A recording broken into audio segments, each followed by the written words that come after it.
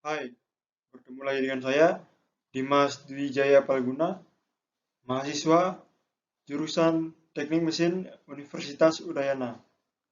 Jadi tujuan video ini dibuat adalah untuk memenuhi tugas mata kuliah proses produksi 1 dengan dosen pengampu Profesor Dr. Cokorda Gede Tirtanindya, STMT, dan sekaligus juga untuk membahas manufacturing proses pada chapter 3 machining process. Dalam membuat video ini, saya menggunakan buku yang berjudul Handbook of Manufacturing Process, How Products, Components, and Materials are Made yang ditulis oleh James Gibrala sebagai referensi utama dan beberapa sumber lain sebagai referensi tambahan. Jadi, dalam video ini kita akan membahas mengenai chapter 3 yakni machining process pada bagian D, E, dan F, yakni milling, screw threads, dan broaching. D. Milling. Milling merupakan pengoperasian mesin di mana benang kerja atau workpad disayat atau dipotong melewati sebuah alat potong silindris yang berputar. Proses milling menghilangkan material dengan melakukan banyak pemotongan kecil yang terpisah. Ini dilakukan dengan menggunakan pemotong dengan banyak gigi, memutar pemotong dengan kecepatan tinggi, atau memajukan material melalui pemotong secara perlahan. Paling sering merupakan kombinasi dari ketiga pendekatan ini.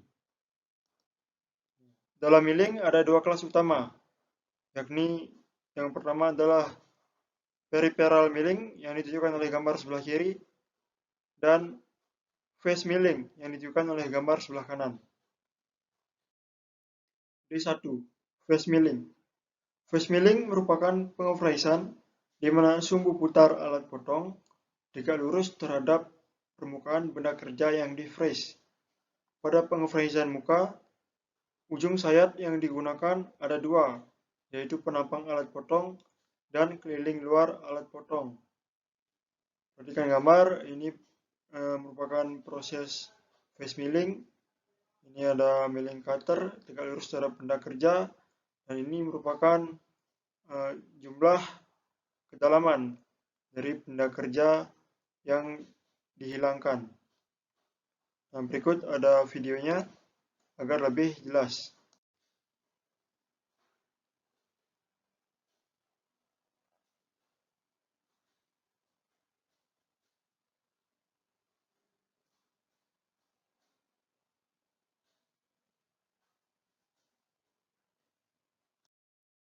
D2. Peripheral milling, atau bisa juga disebut sebagai plain milling. Pada peripheral milling, sumbu alat potong paralel atau sejajar dengan permukaan benda kerja yang dikerjakan. Proses ini dilakukan dengan ujung sayat pada keliling luar alat potong. Pada peripheral milling, arah putaran cutter membedakan dua bentuk milling. Yang pertama adalah up milling dan ada down milling. Pada up milling, atau disebut juga sebagai conventional milling, arah gerak roda gigi pemotong berlawanan dengan arah gerak makan saat gigi memotong benda kerja. Pada down milling, disebut juga sebagai clamp milling, arah gerak pemotong sama dengan arah gerak makan saat gigi memotong benda kerja. D3. End milling. End milling menggunakan pemotong umumnya berdiameter lebih kecil dengan gigi di kedua ujung, yakni pada muka dan pinggirannya. Permesinan juga dapat dilakukan di area yang tidak dapat diakses oleh jenis pemotong lainnya, dengan tingkat penghilangan material lebih rendah dibandingkan dengan metode milling lainnya dan akurasinya mungkin tidak terlalu bagus. Perhatikan video ini, di sini terlihat kalau penghilangan materialnya tidak terlalu tinggi.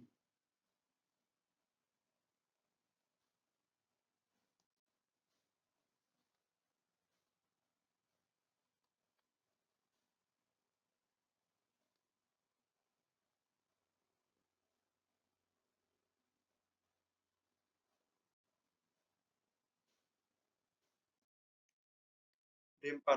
Slab milling, yakni milling periferal dengan pemotong yang menghasilkan permukaan rata di area yang luas.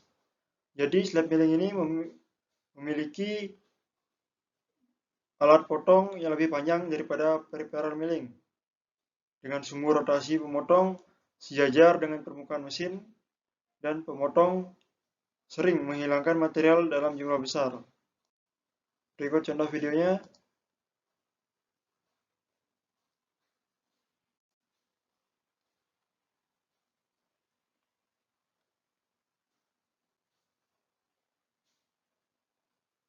Dapat diperhatikan bahwa alat potong memiliki lebar yang lebih besar daripada benda kerja.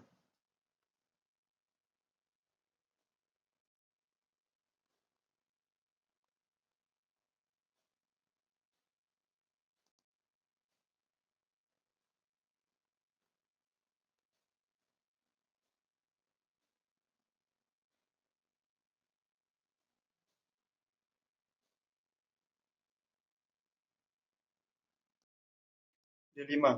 Form milling.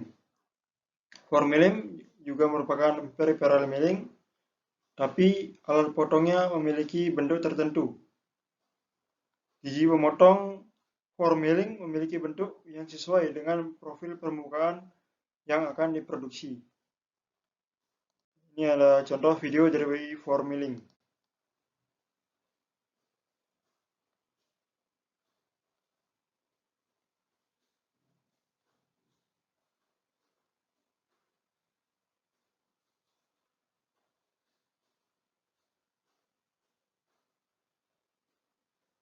Perhatikan bahwa hasil dari form milling mengikuti bentuk alat form millingnya.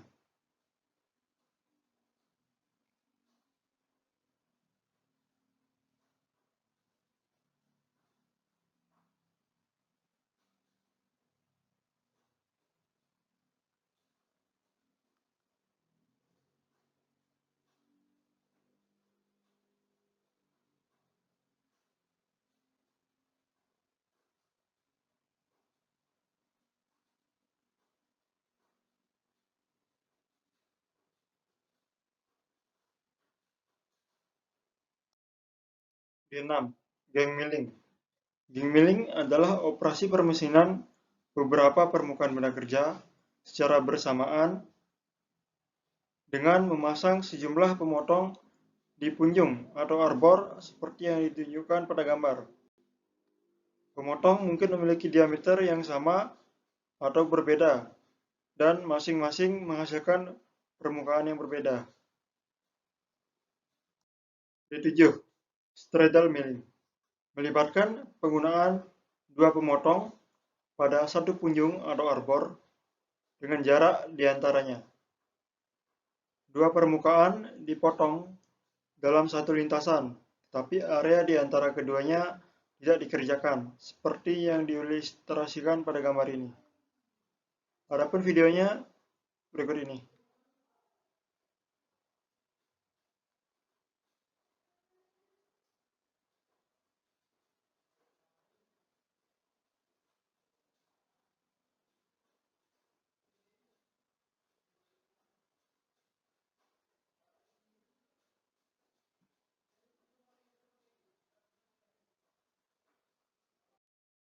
D8. Fly cutter milling.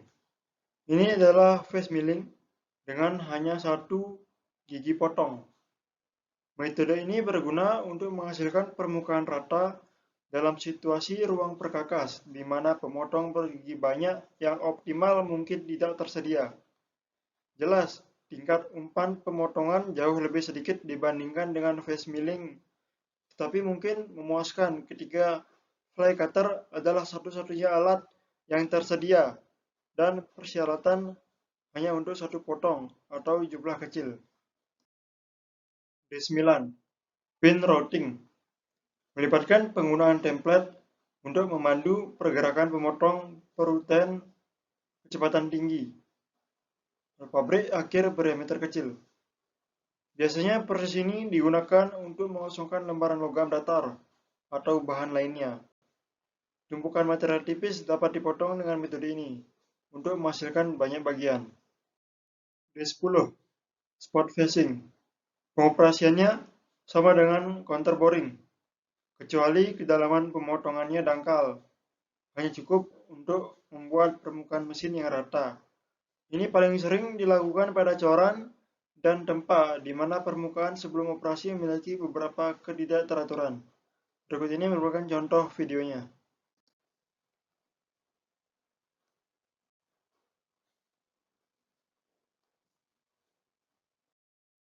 E. Screw threads. Ulir skrup, sering disingkat menjadi ulir, adalah struktur helix yang digunakan untuk mengubah antara gerakan atau gaya rotasi dan gerakan linier. Ulir skrup dibuat dengan sejumlah besar metode berbeda yang melibatkan proses permesinan. Dalam hal ini, pemotongan dan pembentukan. E1. Hand die external threading. Sebuah die threading tangan eksternal yang khas diilustrasikan pada gambar ini. Ini disebut cetakan tombol atau acorn dan berguna untuk memotong ulir skrup dalam prototipe dan produksi dalam jumlah terbatas. Die ditempatkan di ujung belangku skrup dan diputar dengan alat seperti kunci pas.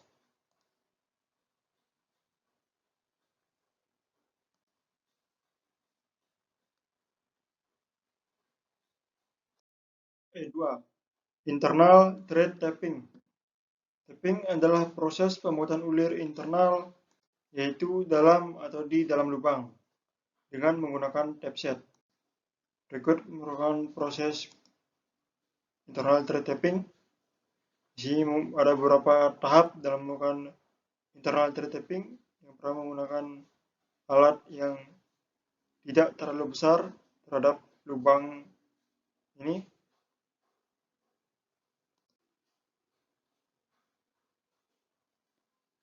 Kemudian diganti alatnya menggunakan alat yang sedikit lebih besar sehingga bentuk ulirnya akan lebih terlihat.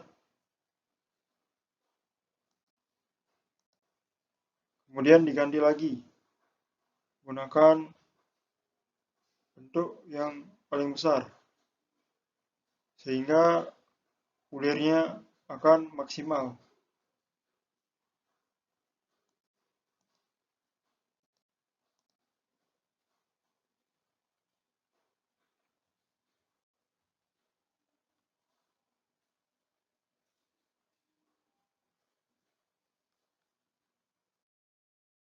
E3. Single point screw thread cutting. Pemotongan ulir satu titik adalah operasi bubut, di mana alat pemotong memiliki profil yang sesuai dengan ruang antara ulir skrup yang diperlukan, membuat lintasan berulang di sepanjang benda kerja. Metode ini digunakan untuk skrup yang besar, yang kepala matinya tidak tersedia atau tidak praktis, bila jumlahnya kecil atau bila bahannya sulit dikerjakan.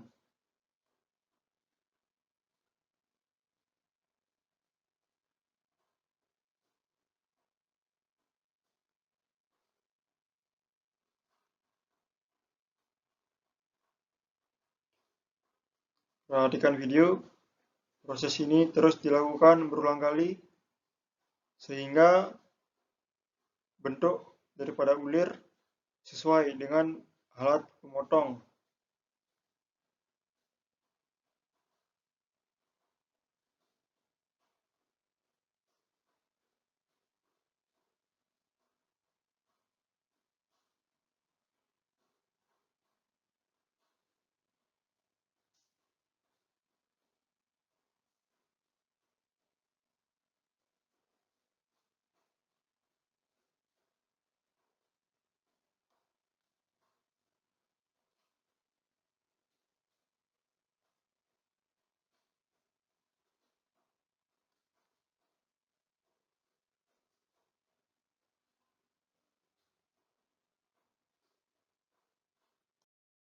Empat. Thread cutting die heads. Alat ini efisien, akurat, dan banyak digunakan dalam produksi trading. Mereka digunakan pada semua jenis mesin bubut dan mesin skrup, pada mesin bor, dan sebagai bagian dari mesin trading khusus. Seperti yang diilustrasikan pada gambar, alat ini memiliki set pemotong yang bergigi, banyak yang dapat disisipkan, yang dapat diubah ketika pitch yang berbeda akan dikerjakan, atau ketika pemotong perlu diasah ulang. Berikut merupakan contoh video prosesnya.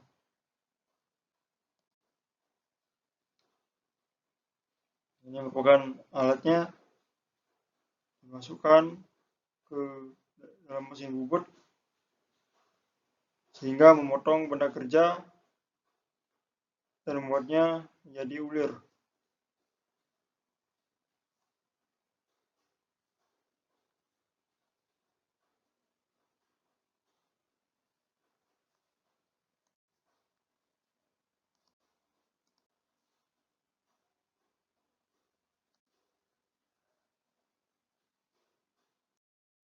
Kelima, thread milling. Thread milling adalah operasi pengerjaan logam yang digunakan untuk membuat ulir internal dan eksternal dengan ukuran berbeda melalui gerakan melingkar dari alat yang berputar. Gambar ini merupakan proses pembuatan ulir eksternal dan video ini merupakan proses pembuatan ulir internal. Mari tonton videonya. Nah, metode ini berlaku untuk utas internal dan eksternal. Dalam milling ulir internal, diameter pemotong tidak boleh melebihi sepertiga dari diameter lubang. Milling ulir digunakan dalam situasi di mana pemotongan atau penyadapan die head sulit, misalnya pada material yang sulit dikerjakan. Panjang ulir panjang, ulir sudut heliks tinggi, atau ulir besar dengan nada kasar.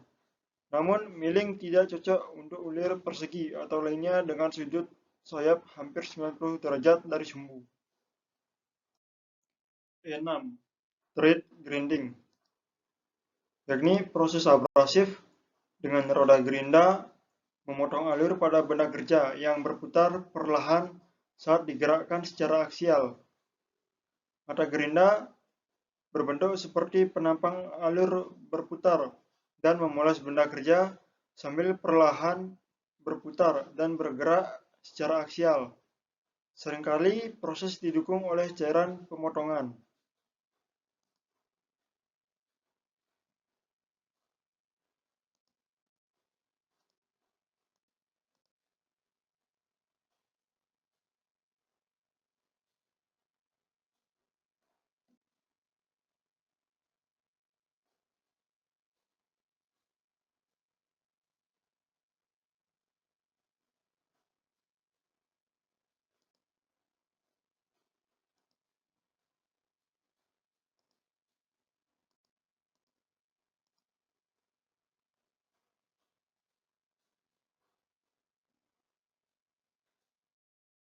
E7.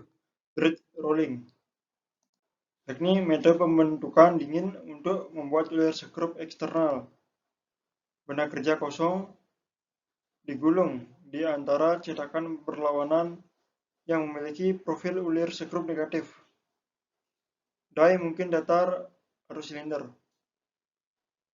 Tidak ada bahan yang terbuang dan ada keuntungan kekuatan karena pengerjaan dingin dari bahan benda kerja. Namun, diameter benda kerja yang akan diulir harus akurat agar bagian akhir memiliki diameter pitch yang benar.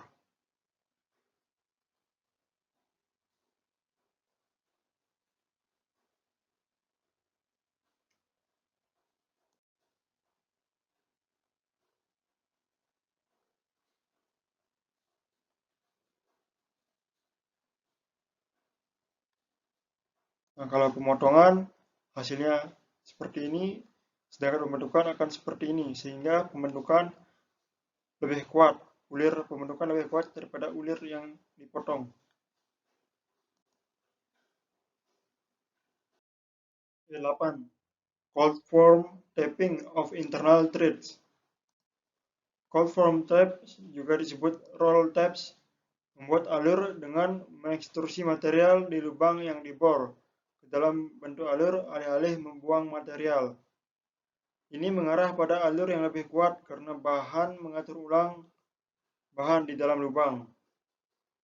Umur tape juga meningkat karena Anda membentuk alur alih-alih memotong alur sehingga tidak ada aus di ujung tombak.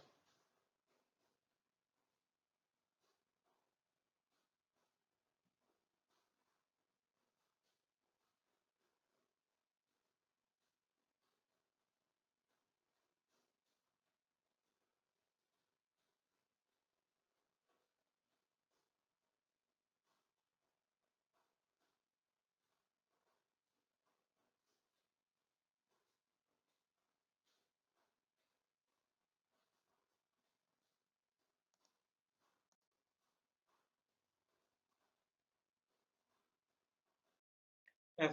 Broaching. Broaching adalah proses yang menggunakan alat potong berupa pahat dengan banyak gigi. Pahat tersebut digerakkan secara linear relatif terhadap benda kerja searah sumbu pahat. Mesin yang digunakan bernama mesin broaching. Alat potong pada proses ini disebut broach. Dalam pekerjaan tertentu, proses broaching adalah metode pengerjaan yang sangat produktif.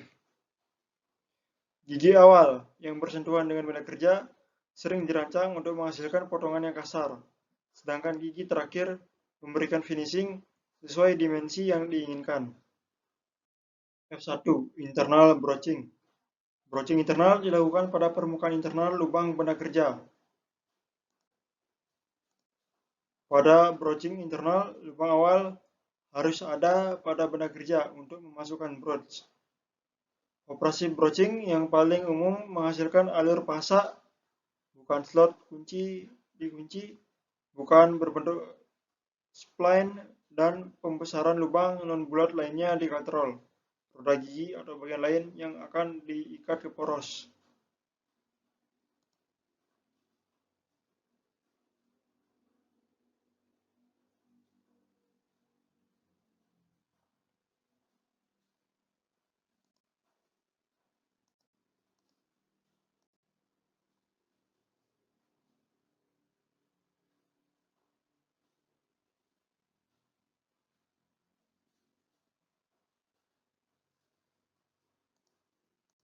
Ini merupakan hasil dari broaching.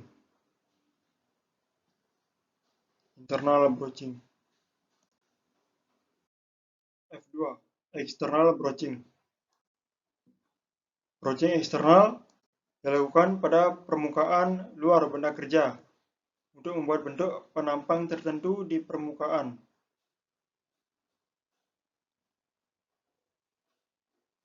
Nah, ini ada broach yang akan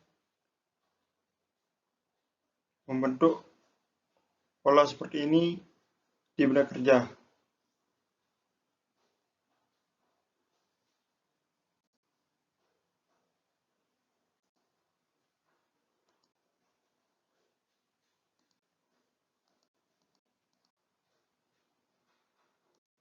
Hasilnya seperti ini.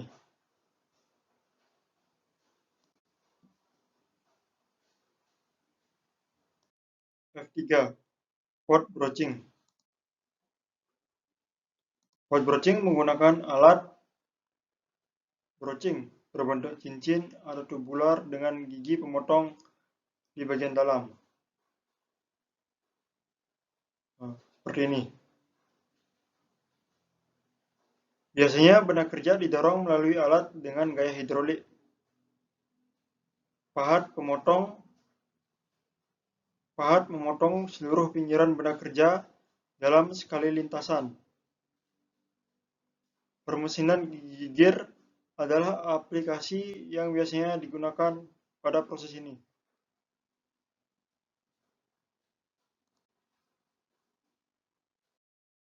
Sekian video kali ini. Jika ada kesalahan dalam pengucapan kata, saya mohon maaf.